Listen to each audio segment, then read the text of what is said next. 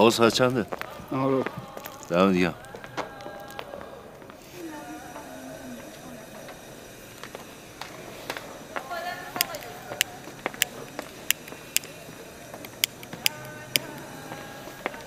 آقا ببخشید ساعت چنده؟ 9 رو هنو روبه؟ بله؟ هیچ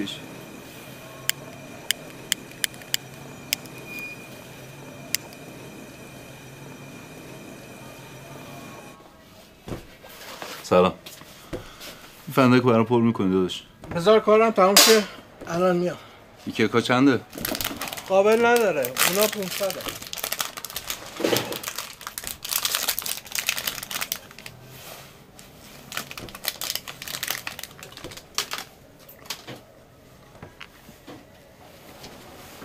آبجی یه دقیقه باز سلام میام یکی دیگه هم برداشتم الان میام فندکتم پر میکنم وقت نیست دیره چی شد آبجی؟ هیچی بهت میگم کیک میخوری؟ نه میگم بعیده حالا جور بشه ولی گفتم با بیمارستان حرف میزنن برو بابا حرف میگفتی اقلا اونقدر بدن که عملش دیر نشه با همه پولو بریزیم تا عمل کنن حمید اینطوری نیست که آخه کی 40 تومن تو جیبش داره که یه شبه بریزه ای پول خورده تا کی تو آیسیو نگه میدارن میگن هر چی زودتر عمل شه بهتره 1 ساعت 2 ساعت تا باید زود مامان عمل کنیم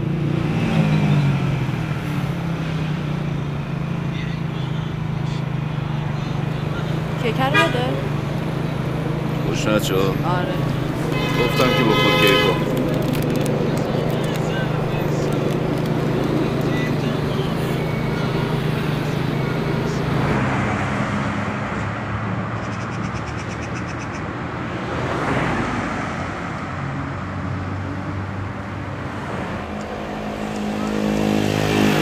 نداره دیگه چیکارش کنم کم هم نیست که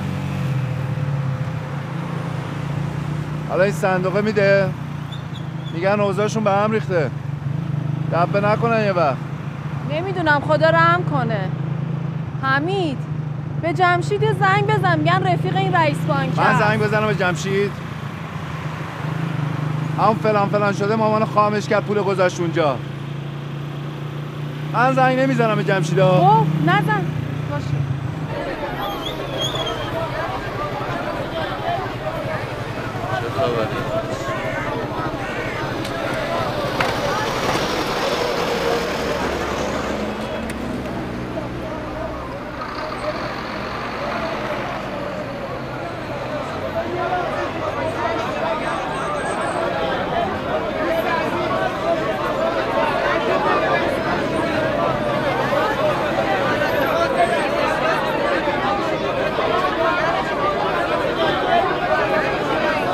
ما نمیتونیم انقدر بدیم نهایتا 1 میلیون یعنی چی 1 میلیون؟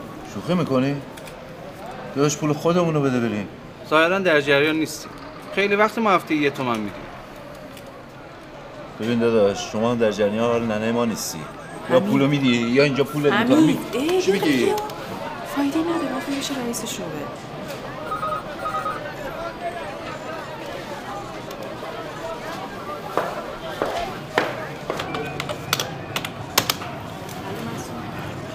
میخواستم حساب مادرمو خالی کنم خب دکترش چی گفت؟ عرض کردم خدمتتون تا خود مادرتون نباشن نمیتونیم به شما پرداختی داشته باشیم بفهمید لطفا اونو نیار آقا خواهرم حق امضا آبجی بهت زنگ میزن جانم مگه تو حق امضا نداری؟ چرا؟ بفهم نمیشه آقای محترم اون مال شرایط عادیه الان فقط ما به خود صاحب حساب پرداخت میکنیم حاج خانومو بیارید چشم خدمتتون پرداخت میکنیم حاج خانومو رو تخت آیسیو چطوری بیارم؟ الان میبینی ما گرفتار شدیم داری بهونه میاری؟ ببین آقای رحیمی یعنی الان اگه ننه‌مو با آمبولانس بردارم بیارم اینجا همین چه حله؟ پولو میدی؟ چرا چرت میگی آخه؟ درست صحبت کنید آقا من الان پول واسه عملش لازم دارم تو داری من حواله میدی به بعدی؟ برو بابا یه دونه برو آقا ببخش حالش خوب نیست حالش خوب نیست مامان من بعد امروز عمل بشه شما لیلا خانم دختر حاج خانم این درسته؟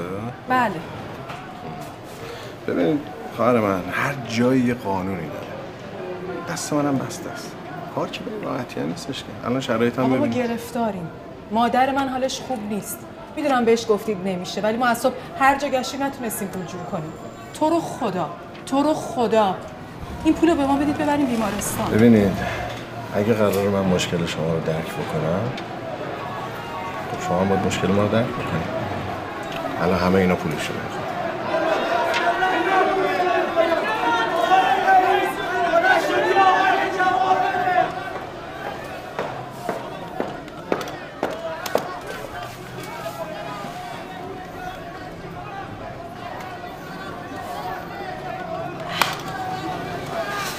کی بود؟ جلالی میگفت پول نتونسته جور کنه. اون زمان که با حاج آقا شریک بود چی بود که حالاش باشه؟ قسم خورد که نداره.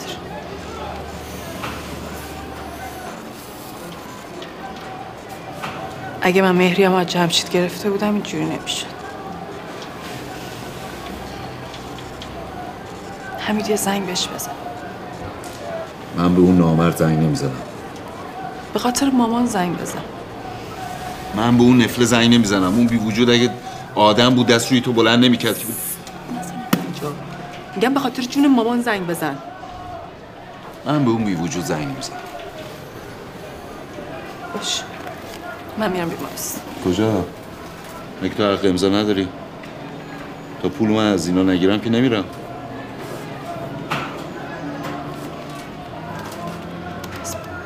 بذار ببینم چطور میشه.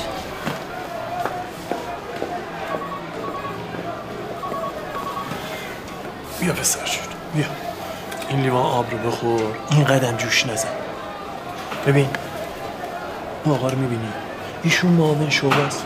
بلند شو برو پیش ایشون مشکلتو بگو انشالله مشکلتو حل میکنه. کار خیلی راه انداخته. دست در نکنم. آقا سلام. سلام. آقا مشکل ما اینه که بله راه حل داره.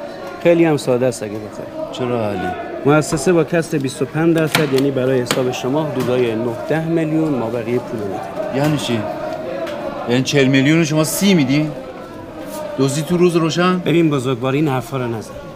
بشین تا من بهت توضیح بدم. بفرما آقا. ما محدودیت بودجه و پرداخت داریم. این تنها راه حله. میخوای پولتو بگیری یا نه؟ وگرنه باید هفته 1 میلیون بگیری. پیشنهاد من هم مشکلتو حل میکنه هم اعصابت خورده میشه. یعنی تو روز روشن 10 میلیون رو بدیم بره. آقا باری کلا واقعا. آقا این نامردیه، دزدیه.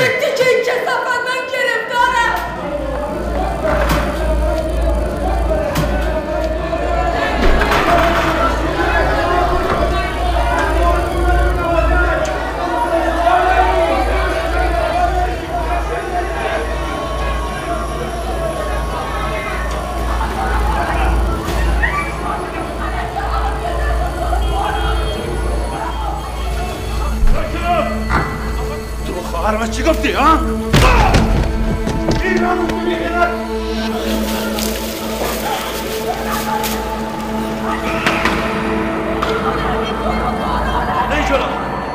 جلو آتیشش میزنم. من تو رو آتیش میزنم. خودم آتیش میزنم. این بی غیرت آتیش میزنم.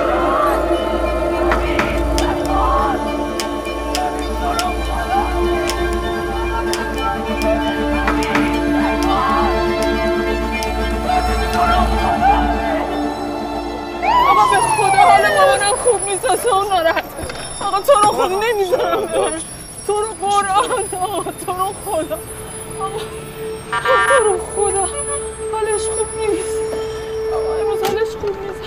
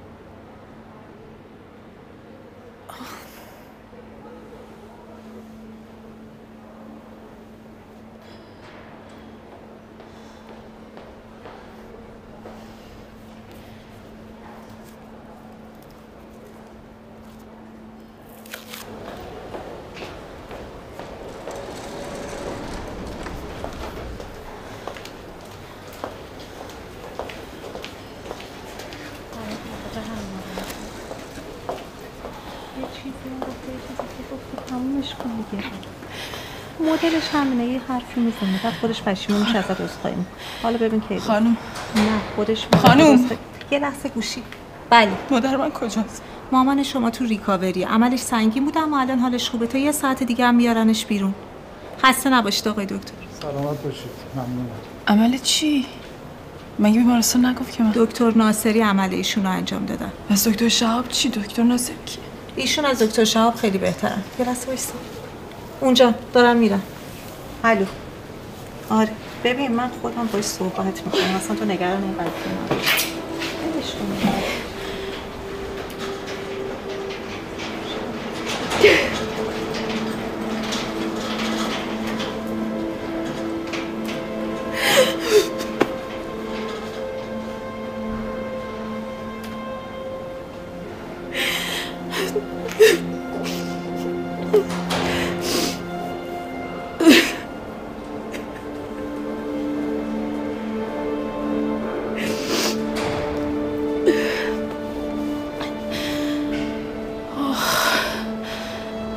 آخ